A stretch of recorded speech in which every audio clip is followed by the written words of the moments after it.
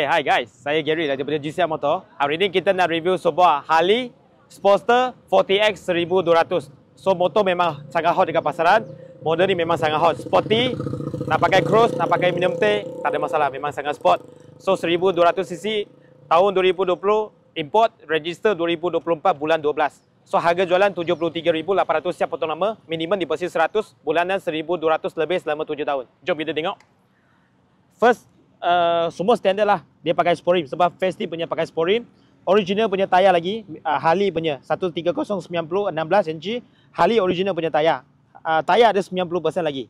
Alright. Fork pun besar. Sebab Festi punya fork besar. LED punya sinar dia pasang dekat sini. Alright. Lepas tu sinar dia dah, side mirror dia dah aftermarket yang kecil lawa.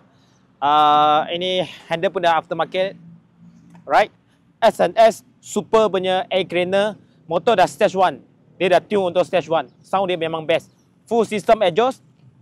Ini guard untuk belting punya guard. Lawa. Okay, adjustable absorber belakang. Backrest belakang. Double seat. Double seat dah tambah. Asal satu seat dia dah double seat. Boleh bawa awet. So, lampu belakang pun LED.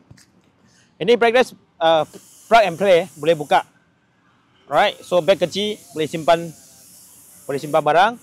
Lepas tu, ignition coil pun dah bentuk memang cun. Semua berkilat lagi. Okey, motor baru masuk Mileage dah 8,000 je.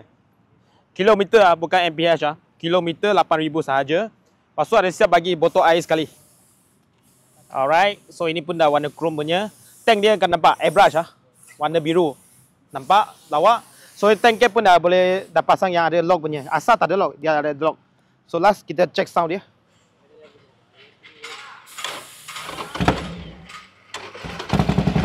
Right, ini dah sound dia.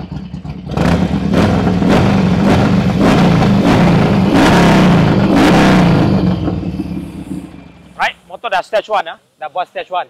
Harga 73,800 siap potong nama, minimum deposit 100, bulanan 1,200 lebih selama 7 tahun.